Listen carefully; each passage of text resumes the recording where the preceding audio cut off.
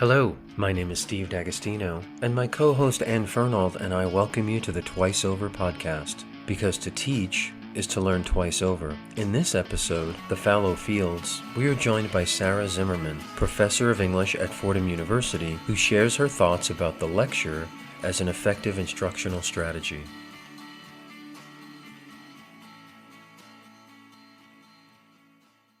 Today on Twice Over, we're talking with my dear friend and colleague in English department at Fordham University, Professor Sarah Zimmerman. Sarah is a professor of English, and she is the author of, among many other things, the wonderful book, The Romantic Literary Lecture in Britain, that came out with Oxford University Press in 2019. Steve and I have been talking off and on since the pandemic started about this idea of the lecture. What lectures are, what they're good for, why everyone hates them. If you read the tiniest little article in the Chronicle about what works in teaching, one of the first enemies you'll see of effective pedagogy is something called the lecture. And so Steve and I have been kind of wondering, what is a lecture? Is every time we talk in front of our students a lecture? And then all of a sudden I realized, wait, my friend wrote a book about lectures and the history of lectures. And so we thought it'd be great to talk to you for that, among many other reasons that I'm sure it will be great to talk to you. So Sarah, welcome to the Twice Over podcast. Thank you so much. I'm excited to be here. Sarah, you wrote this book about the romantic literary lecture. And what made you interested in this question of this phenomenon in early 19th century England? So that's my field, British Romanticism. And when I started lecturing myself, I realized that some of the texts that I teach in the field, lectures by Samuel Taylor Coleridge and William Hazlitt, for instance, that we only really read about them and write about them as print works, as if they were never publicly delivered social events whatsoever. And when I began lecturing in my first teaching assignment, I realized that we were missing out on understanding them in the medium in which they were originally, for which they were written and in which they reached their first audiences. And so as I was learning to lecture myself, which was a long, arduous, difficult process, I began to think about the lectures in my field too. And so the book really came out of what, frankly, I tend to think of as a rather traumatic teaching experience. But once I learned how to lecture, I also knew how to read lectures. Even if they became print works, I decided that you always have to think of them in two different media, in print and also in their original performance forms, if in fact they were originally delivered. Not all lectures in my field were delivered. Sometimes they were just published as lectures and they were never really lectures, but a lot of them were performed first and then had a second life in print. So can you talk a little bit about what you mean when you say I was lecturing? What do you mean when you say I learned how to lecture? When I learned to lecture, it was at a state university where we received teaching assignments. You didn't request courses. You taught in your field, but you also got assigned what they called service courses, unfortunate name. My main one was an introduction to literature that I taught 3 times a year. I had a 3-2 teaching load, and so I would lecture twice one semester and once the other semester, this introduction to literature course. And it all depended on enrollments, as it always does, but the classes ranged from 150 to 395 students, very clearly, because that was the most I ever taught. And so the rooms ranged from classrooms that could hold 150 students to classes that felt like football stadiums in some way. Like a lot of teachers of my generation, I had received virtually no instruction in how to teach. There was we just didn't think then. You need to learn about Coleridge. You don't need to learn about how to teach Coleridge. Exactly. And that's problematic for a whole host of other reasons we don't have to go into, and luckily that's not the view anymore. But I simply didn't know how to teach, let alone lecture. And I don't think most teachers, even now, maybe correct me if I'm wrong, but are taught how to lecture specifically. I think you're right. And that's one of the reasons why Steve and I are so interested in this, is that a lot of us, in a kind of informal way, call any kind of direct instruction lecture. That might be a demonstration, it might be a guided discussion, it might be a lot of different things, right? But the discrete performance that you're describing, which I take to be a largely uninterrupted, say 40 or 50 minutes of talking at people about a topic, where that is intended as the mechanism through which they will glean something beyond what they've done in the reading, is not a skill that I think we teach. And I think we use that term lecture to cover a whole bunch of other things, including that. You're right. We don't have the kind of lecture that I'm talking about, where it was 50 minutes, as you say, uninterrupted for the most part speaking. I think most lecturers stop for questions, and some brave soul will raise a hand, and you can stop and do more interactive things within the 50 minutes. But most of the active learning, as we say now, that goes on in lectures often happens in sections, in discussion sections that are run separately from the lecture, and that supplement the lecture with all the things that we think a seminar should do. And typically not run by the lecturer herself, right? Typically run by a graduate student instructor or an adjunct or a teaching assistant. The best systems have the lecturer teaching a section of the lecture themselves. I did not do that. I was not allowed to do that. And I think that that's a mistake, because then you really have to talk to the teachers of the students who are working with them more directly, because reading the room only gets you so far, and heaven help you, the teaching evaluations only get you so far, because those are complicated in ways that are particular to lectures too. So I think what I'm hearing is that a lecture is essentially a piece of content that an instructor would make and then perform. Is that right? I was told before I began lecturing that I should not write the lectures out, that simply reading aloud, that simply delivering content would be deadening. And in fact, just to give you one brief romantic period example, when Samuel Taylor Coleridge, who became a very popular lecturer, started lecturing, and he, by the way, had experience as a political speaker and as a preacher, he wrote his lectures out, delivering them to popular audiences, and it was a disaster. He said by his fourth lecture, he had started speaking extemporaneously. Now that led to disaster too, because he was famously erratic as a extemporaneous speaker.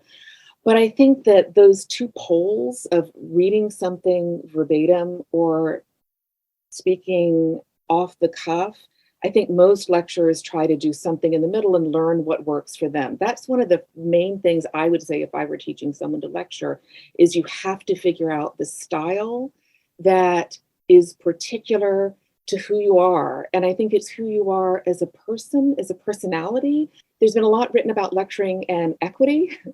To what extent lectures are inclusive, to what extent they're not, the reasons they are and aren't. And I'm not an expert on educational theory about the lecture, I just want to say, but I have done some reading on it over the years, and I have some sense of what some of those ideas are.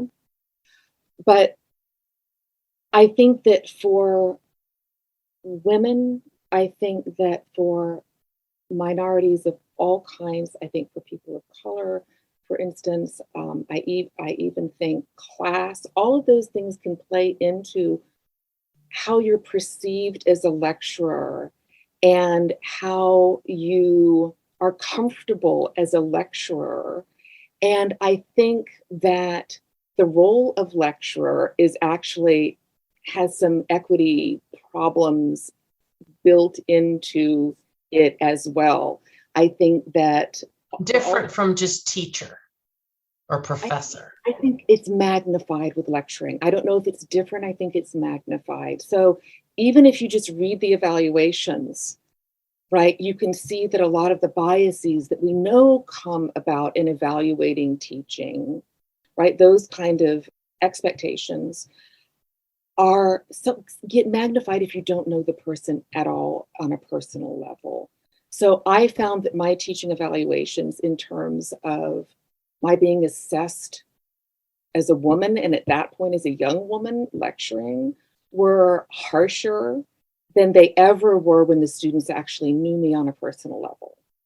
I can only assume that's the case for a lot of people for a lot of different reasons. Gender, racial, other kinds of inequities get magnified in the lecture room. Now, I think that the students also get disadvantaged based on equity too, potentially, often based on how prepared they are to be in a big classroom where they're receiving a lot less guidance. If you already have had a very strong education and you are very comfortable as a student in asking and for what you need and getting what you need, then you come better prepared to glean from a lecture what you need to glean. It helps you to have a good education before you walk into a lecture room as a student. I'm not clear on like what a lecture is and what is it supposed to do? Like why would you give a lecture, and what are the aims generally for this thing we're calling a lecture, which I'm still interpreting, I guess, as an uninterrupted kind of speech given by an expert before an audience who, as you say, is tasked with extracting some kind of meaning from this speech. Does that sound right? What I decided a lecture was at its best in my field, so teaching literature, was modeling for students the things I wanted them to learn and being very explicit about the ways in which I was reading texts. And so I would say, what I'm going to do is give you a critical reading of a text, the kinds of things you'll be doing in your papers and on your examinations. And here's how you put together a reading of a critical text. And I'm going to show you how to do it in the class. It was a demonstration of critical reading, being very explicit about what's involved. And that kind of, I think you can teach students to learn the subject, if that makes any sense. It's not delivering. If it's delivering content, I think we're delivering content whenever we teach. We tell them the Romantic period lasts roughly from X to Y, and we're talking about Britain, and here's what's going on in Britain, just so you have some background. But no, I think lecturing is a chance to perform the kinds of work that we're asking students to learn in a self-conscious, explicit way. That's so exciting. And it makes me wonder if that, something I doubt, right? Was that what Coleridge was doing when these men were lecturing, mostly men, right, in the early 19th century? What were they doing? What did they think we were doing? And kind of, can you give us like a potted version of how we got from that to why did those lectures emerge 200 years ago? And how did we get from there to here? So it really varies from kind of place to place. There are all these different historical stories of how the medium emerged. In Britain, where the universities, in England, and where the universities were based more on the tutorial model than the lecture model, you had itinerant science lecturers who often had some kind of device, an orrery or a magic lantern, or something to demonstrate when experiments with Sarah, lecture. what's an orrery? I can't remember. An orrery is a kind of model of the solar system for astronomy lectures. You could demonstrate how the planets move around. And so these itinerant science lecturers would go on these tours throughout England and drawing popular paying audiences. And eventually, scientific and literary institutions developed where those scientific lectures initially, and then there were lectures on a range of subjects, would have subscriptions to lecture series. And so the Royal Institution, which still exists in London, is one of those places where chemists like Humphrey Davy gave very popular lectures to subscribing audiences, both women and men, in a period when, women weren't, of course, going to university. So this became a very popular thing, partly because women flocked to public lectures of all kinds. In countries like Germany and Scotland, where the lectures were built into the university system, you often had professors who would make extra money by giving public lectures or opening the kind of university lecture doors to the public. And so, and then in the United States, and I'm not an expert on this, but there was the Chautauqua system, a kind of popular lecturing in the late 19th century, early 20th century, that was another way that lectures got popular in this country. So that to me felt so cool to hear you say that, right? That would be a kind of mini lecture in a way, right? That's a micro version of what a lecture might be. And I felt as I was listening to you, like I was learning, which leads me to my next question, right? Is that studies show when they take students and have them listen to a lecture versus have them do some active learning activities and then assess what they've learned, students feel like they were learning while they were listening to the lecture, but actually they do better on the test when they've done active learning. So what is that? I see you nodding, so you know this research, and it makes me wonder kind of, do you think lecturing is a good idea? What's it for in 2022? And how do you think about it now with our students? I think we have to teach students how to be active in the lecture room. And the main ways in which they need to do that are note-taking and listening.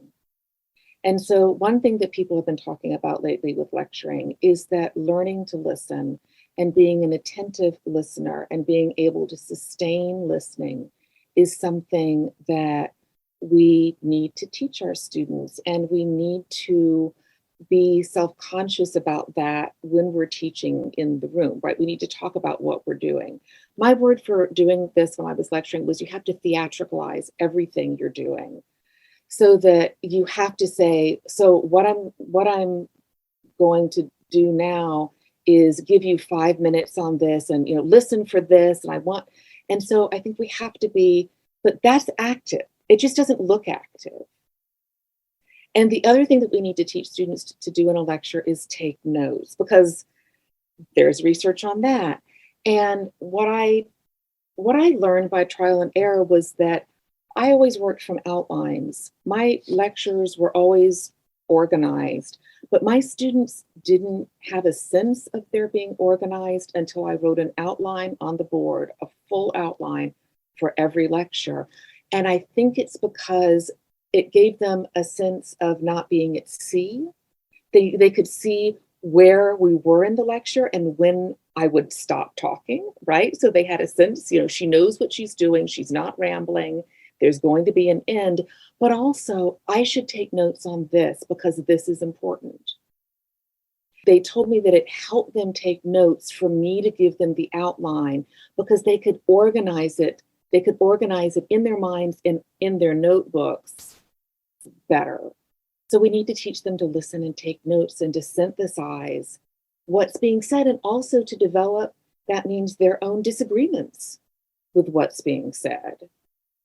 And how do you do that? That's interesting. You do what you do in any classes. You say, this text has been read various ways.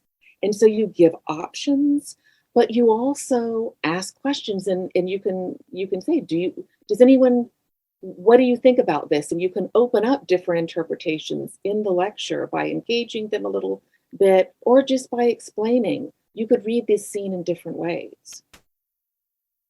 Right. I love giving students guardrails when we're thinking about a topic. You asked what lectures are good for. one of the things they're good for, and I think we all do this a little bit in non-lecture courses too, is to demonstrate how we read critically. This is how to read a sonnet. I'm going to show you a reading of a sonnet. I'm going to go through it, and I'm not going to say this is not the only reading. You can do what you're saying and make that clear all along the way. But I think that having models to work from and models to learn from is really important for giving students the sense that they can do this on their own. But I like someone to show me how they do something so that I can imitate in some ways and then develop my own critical arguments. And so I think that demonstration is built into lecturing. Science lectures have been doing this forever, demonstrations with electricity, things that explode, etc. But you can do it with poems too, or plays or novels, by demonstrating a reading, but saying, I'm just showing you how to do it. I'm not telling you this is the true reading. Thinking about those boundaries, setting those boundaries for our students, and then showing them where they can play within the boundaries is such a tricky project in teaching. Well, I like this idea of, in K-12, what we call teaching from no prior knowledge. So students come to the lecture hall, I'm going to give a lecture, and I just assume they know what to make of this. They know what to do in that space. And so that has real implications for the students to get something out of this lecture, or even to get what I'm hoping they will get out of the lecture if I don't direct them in some way. I'm wondering if you've ever had your students then make lectures, because you say you're modeling this idea of deploying your disciplinary expertise for them to show them that that's sort of how I would, do X as an expert. So I'm wondering if the lecture is a form that would be worthwhile exploring as a student project. Not that they would give a lecture, because you have 150 students, obviously they can't each take a turn, but to think about, okay, the topic and outline and sort of fill that in, right? And think about how you would give this lecture if you were tasked with doing that. I'm wondering if that's like the next step instructionally, if you've ever thought about that. It's a great question. I think a couple of things. I think that another thing a lecture is good at doing is, on good days, demonstrating that effective speaking has its purposes, right? That it can be persuasive, it can be engaging, it can be entertaining, you can learn a lot. And on the good days, I think you can communicate in a lecture some of your own real enthusiasm in ways that are unique to the lecture itself. And I think that at Fordham, we're asked to teach students to speak well as write well. And I frankly think I've never completely lived up to that, although I've tried in my classes by coming up with different kinds of presentations that teach, for instance, how to teach. So one of my favorite presentations is for a student to develop, working with me, 3 questions and then have 15 minutes in the class to teach. So it's not lecturing, but it is getting up and teaching a little bit. And often the students will say, I want to set this up. So they're not saying I want to lecture, but they really do want to introduce the questions by saying what they think is important. It's Anne's framework. And so I think that I would like to develop more ways of helping them do that effectively, because they're thrilled when it goes well. They're thrilled when a little mini lecture and then teaching their 3 questions goes well. I'm wondering your thoughts about the recorded lecture. Is an audience necessary, a live audience necessary, do you think, to maximize the effectiveness of a lecture? Or can you capture that same value in a pre-recorded lecture? I feel like we've all learned from Zoom that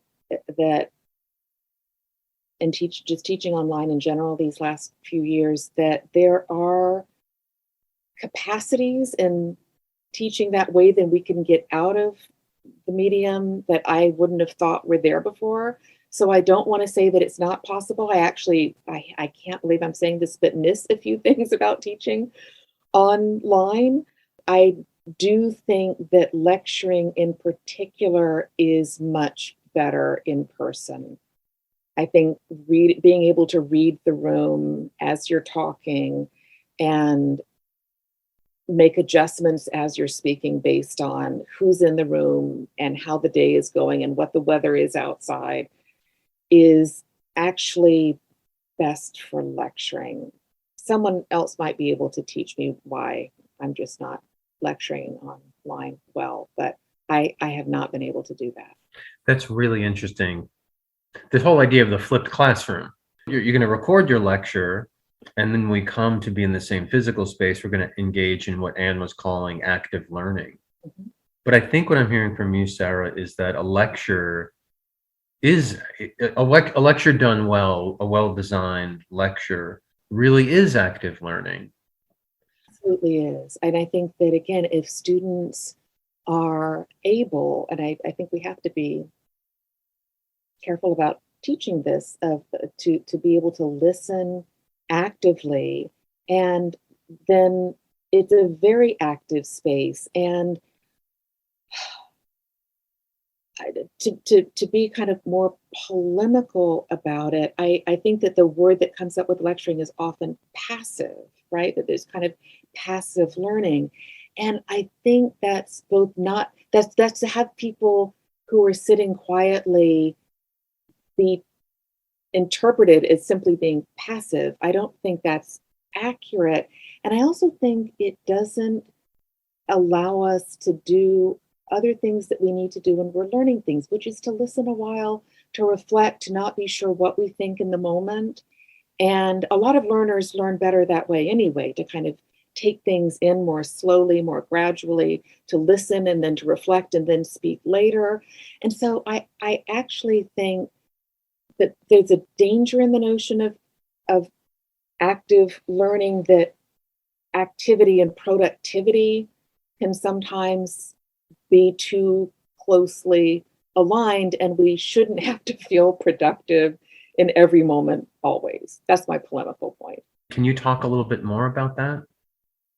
I think that there's an awful lot of pressure on students and on educators to feel that every single minute is productive in an immediate, demonstrable way. And I think that it's not true for one thing to different kinds of learning, right? It doesn't allow for a variety of learning styles. And I think it's missing out on one thing that school can do, which is give people a little bit of time. The students being taught how to take notes and engaging in this kind of active translation from what the lecturer is saying to what they can begin to internalize and make their own. Yes. When I think about your idea of productivity, so there's a kind of public productivity where I'm creating an artifact and sharing it or handing it in. But there's this kind of private productivity, right? Where I'm creating artifacts that are useful to me in my personal growth and development. And maybe the focus is too much on this public kind of productivity, that if no one else can see or measure what I'm doing, then I am not being productive.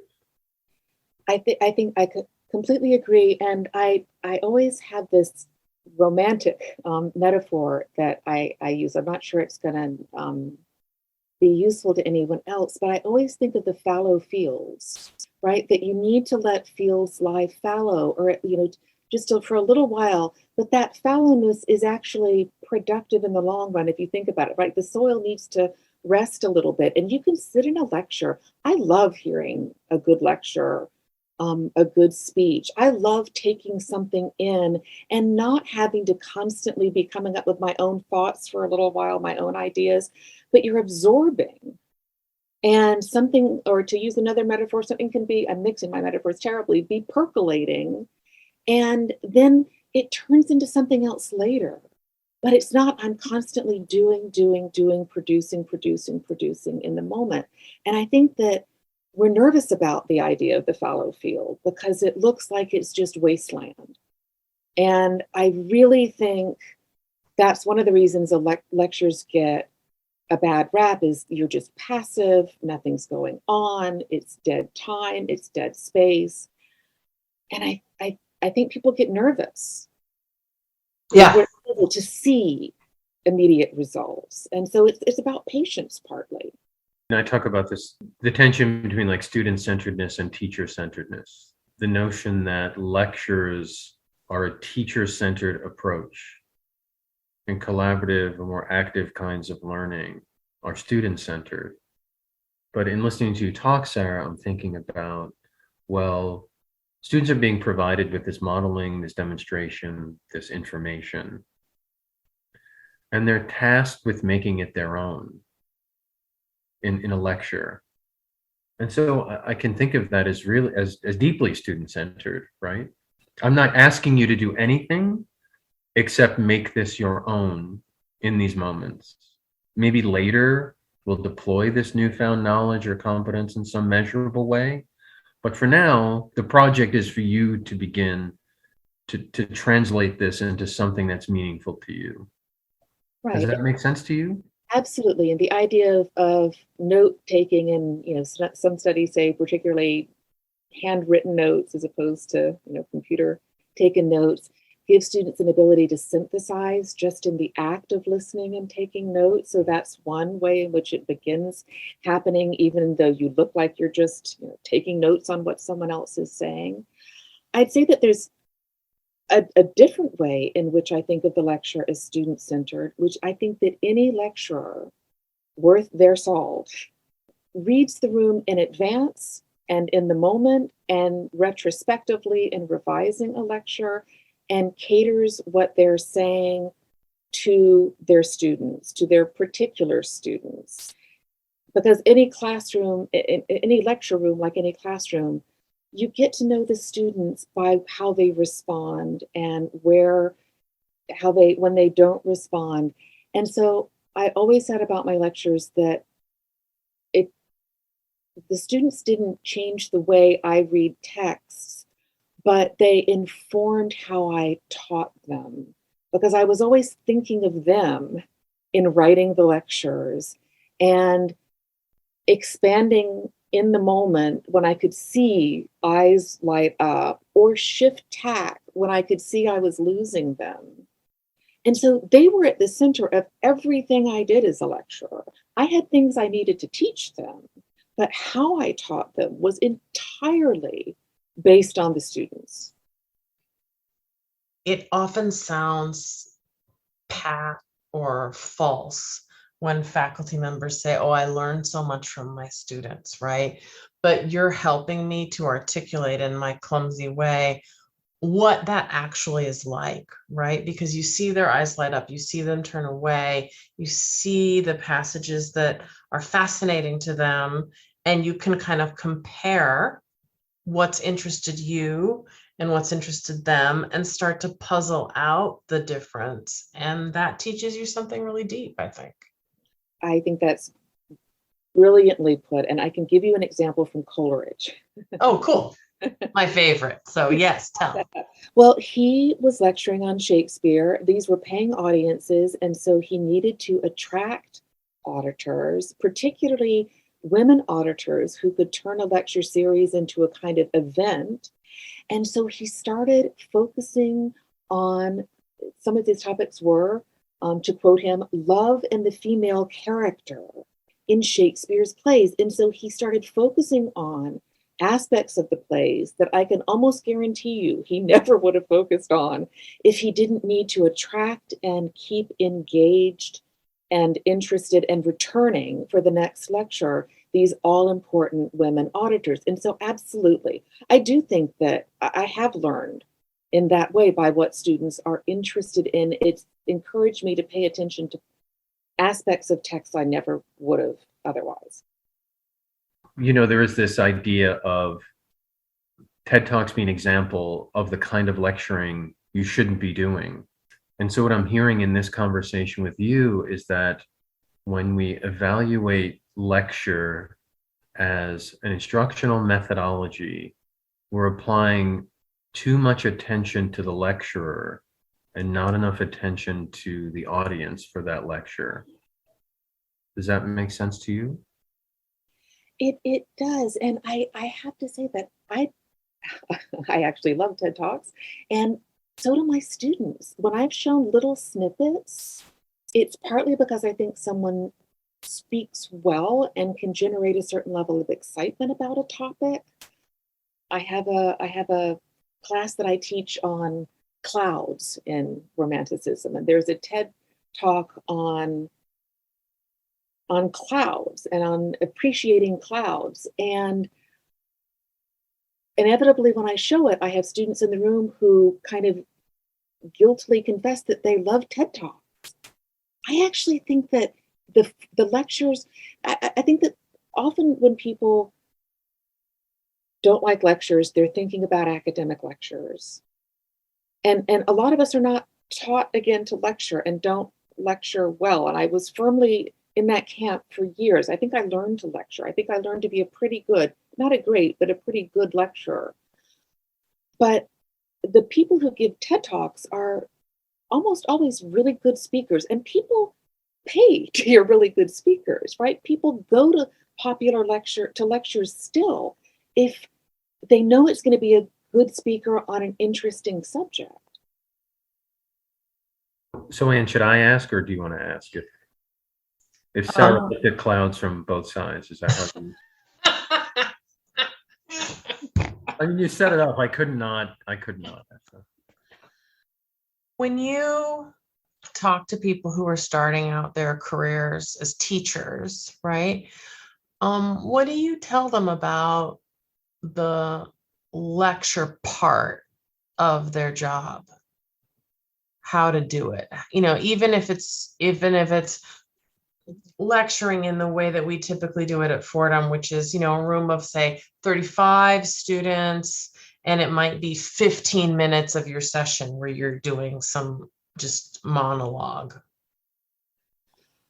I think the first thing I tell them is that they have to figure out a style that they're comfortable with, that they'll enjoy as much as they can, to make that kind of teaching their own. Because I really do think that people come to lecturing with different likes and dislikes, abilities. I've known people who seem to lecture almost effortlessly and who love public speaking. I think a lot of us don't, and have to learn to lecture in ways that they will be comfortable in the classroom. That's the main thing I tell them. When I first started lecturing, I went to a bunch of lectures at the school I was teaching at then, and I watched different people lecture to try to get a sense of who I could model myself on, because I didn't know how to do it. And as it turned out, none of those examples suited my personality. I couldn't use them, but just seeing that everyone adapted lecturing to their own style, and that students responded to different things in different lecturers. There was one lecturer who, for instance, who loved to stage events. He would organize little, almost plays on the stage. He would have someone reading an Emily Dickinson poem dressed as Emily Dickinson, for instance, right? He was just a great show person, and that really worked. He was wildly popular. There was another lecturer who was very effective at communicating to hundreds of students that she genuinely cared about their learning experience. And I saw them respond to her, communicating how important their education was. And they responded to that. There was another lecturer who would walk up and down the aisles with a microphone and interview students. And the students loved that. And so these were all really popular lectures, which is why I visited their classrooms. I couldn't do any of those things at all. But gradually I figured out how my personality could lecture for a little while effectively too. But figuring that out is, I think, a process. Lecturing is not one size fits all. And if a new teacher tries to perform in a way that you think a lecturer should perform, being charismatic, for instance, if that doesn't come naturally, it's going to be miserable for everyone involved. You talked about watching lectures and not finding a model. So this is the other question. When you think about who's been a model for you in whatever way, whom do you think about? Sue Howell was a high school teacher of English who made us somehow feel, even as high school students, that not only that she loved everything she taught and only taught things she loved, but that she really wanted to sit around with us and in a very rigorous but fun way talk to us as if we were adults. And I think that for high school students, having a teacher really seem to want to know your opinion, and she would respond to it as if you were an adult too. She would tell you if she didn't if she didn't think that you had supported what you said. But it just gave us this sense that we were really talking about books. That's what we were doing. We were sitting around talking about books with someone who knew more about them than we did and who maybe loved them even more than we did, but she wanted to hear what we thought. Nothing better than being in conversation with someone who wants to hear what you think. And Sarah, it's so great to listen to what you think. So thanks for being our guest. Thank you so much. I was honored to be asked by the two of you to talk about teaching. Twice Over Podcast is available on SoundCloud, Stitcher, and Spotify, with new episodes appearing twice each week. For host and guest bios and show notes, please visit our website, twiceoverpodcast.com.